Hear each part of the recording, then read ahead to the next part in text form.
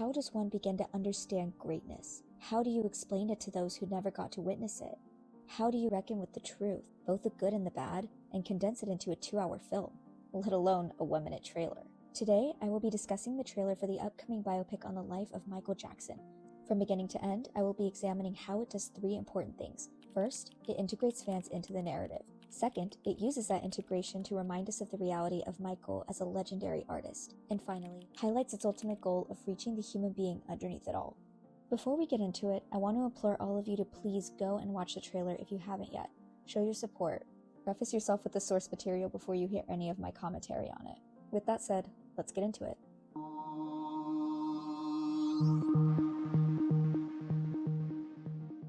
As we all know, the purpose of any film trailer is to draw people in enough to want to watch more.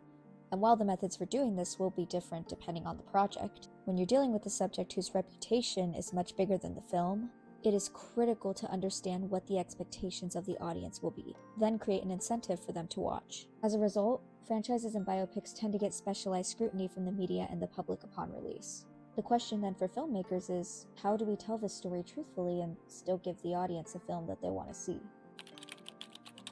The trailer opens with an unknown individual, our narrator, speaking to Michael as he prepares to record new music. When watching the first time around, I unconsciously perceived this narration as direct engagement with the audience. Although it becomes apparent as the trailer goes on that Michael is the one being addressed, we as an audience have yet to see his face or that of the mysterious narrator. This creates an illusion of being spoken to rather than watching a conversation between two people. They utilize this illusion to acknowledge the fact that, yes, we have indeed been waiting quite a while for this film to come out, with numerous legal challenges, reshoots, and constant release date pushbacks. In fact, people have been waiting quite a long time for a proper Michael Jackson biopic to be made at all. At this point, aside from a mini-series about his family made halfway through his career, a concert film, and a couple of crappy TV movies, there has yet to be a film that really dives deep into exploring this man's life and personhood from all angles. The realities of this wait was heavily indicated upon the trailer's release when it immediately broke records. With 116 million views within the first 24 hours of its release, it beat numbers set by every single music film ever released before it, including the Eras Tour film in 2024. Ultimately, creating a bridge between narrative and real life is one of the most effective ways filmmakers can help an audience make a connection with their story. The Deadpool films, for example, being part of a much bigger entity than themselves, have nailed the art of constantly breaking the fourth wall and using that bridge for comedic effect. In the case of Michael, their use of this tactic also conveys an understanding that the fans will be an important element to telling this biopic wholly and correctly. They are woven into the tapestry of his beautiful, complicated, and messy life, and in many ways, he is a part of many of our stories as well, whether we realize it or not, having made a permanent mark on American culture and the music industry as a whole. The chances are very strong that your favorite artist was influenced by his work in some capacity. And while the trailer only provides an echo of this parasocial relationship, I anticipate that the film itself will spend some time really highlighting the kind of effect that MJ had on his audience, positioning them to be an important part of the story, and in turn, also shedding light on the enormity of his star power.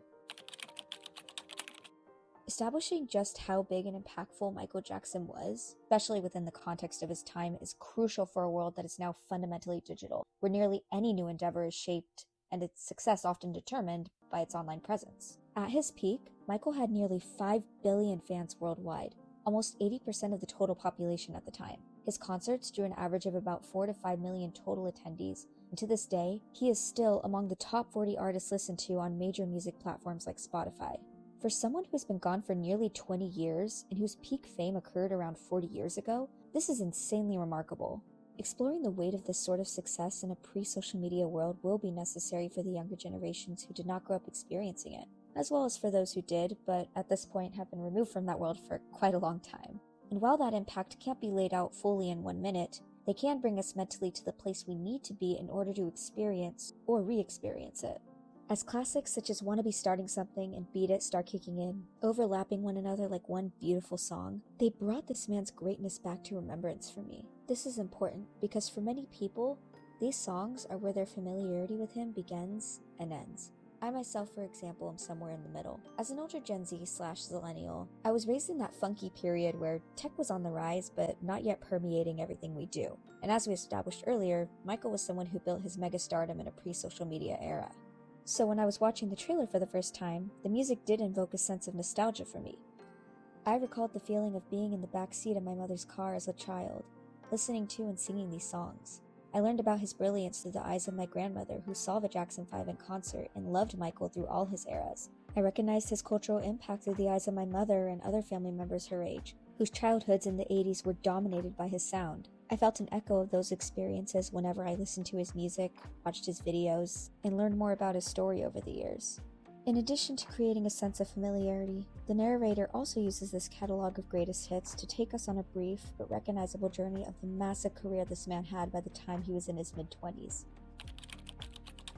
The various eras of Michael's career, with the short amount of time the editors had to condense it to in this trailer, was portrayed as an interconnected whole rather than separate pieces. I like to think of it as a stained glass image. While you can easily see the cracks and recognize the pieces that are different from one another, you can still see how they work together to create a single coherent image. And while the majority of this trailer is focused on the thriller period, all of the other incredible periods of his career do come into play here more than we realize. During his time working on Thriller, for example, Michael was plagued with numerous anxieties, ranging from a desire to experiment with new sounds, to the pressures of breaking the racial barriers he was experiencing in his career, and distancing himself from his image as a child star, just to name a few.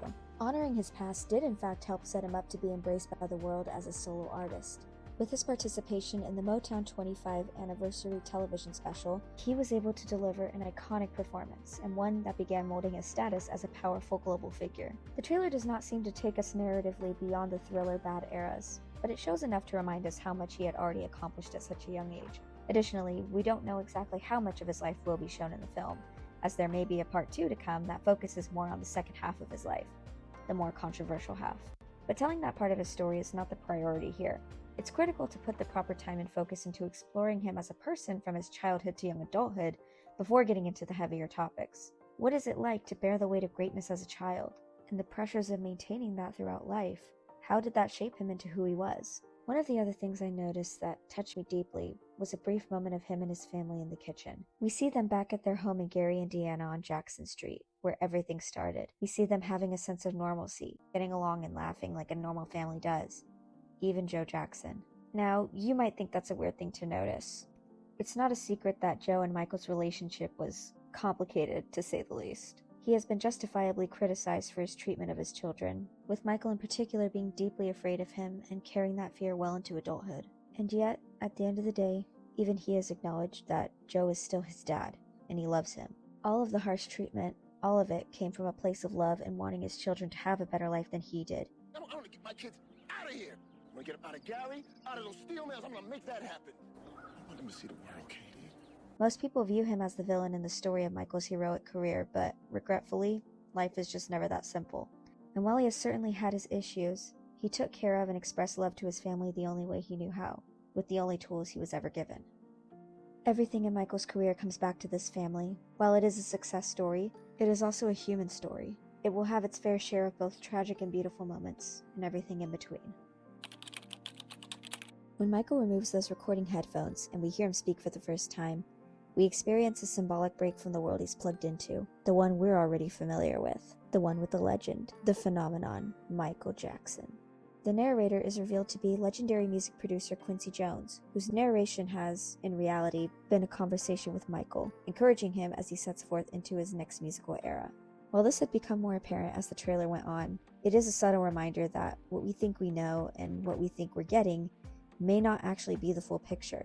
It could be more complex than we can ever imagine, like human beings are. His voice, his conversation, what makes him tick, how he works, these are the things I believe we will be getting. This is the person they want us to know. Earlier in this video, I mentioned that there haven't been many films that have taken the time to dive into Michael as a person. That's not to say there aren't any that haven't tried. The Jacksons' An American Dream, for example, was a great show and one that I enjoy revisiting from time to time. It was very effective at dissecting and trying to understand the family and how they got to where they are. I also got the chance to see MJ the Musical when I was in New York earlier this year, which did a great job at giving the audience a Michael Jackson concert experience and took the time to explore some of his creative influences. Ultimately, however, many of these films ended up infused with biases, zooming in on certain aspects of his life while failing to contextualize or balance them. Man in the Mirror, the Michael Jackson story, for example, a television film made in 2004, was heavily panned by audiences and critics alike, with one critic stating, VH1 hired Alan Moyle, who envisioned Man in the Mirror as, oh, why not just quote the press materials? Not a film, not a biography, but a biopoem. Legendary people like Mike are very difficult to understand on a personal level, because while all of us may be human beings, they are living a life that is not suitable for the human experience. They are constantly defined, elevated, compared, criticized, and eventually torn down. We've seen this cycle time and time again with a number of public figures who were and are still very much adored by the general public, but still somehow always found themselves at the center of controversy and intense scrutiny. Because we feel we have the right to do this, stars will never be able to come across as fully human to those of us whose lives are not under a microscope like theirs are. Because of this, effectively dissecting the person underneath will be extremely challenging.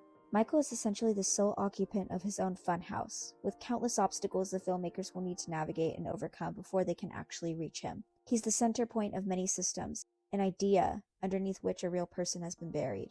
It is a task that is very challenging, but with his family intimately involved in the making of the film, and a pronounced intent to explore and honor without sanitizing, many are hopeful for a portrayal that is done correctly this time around, myself included.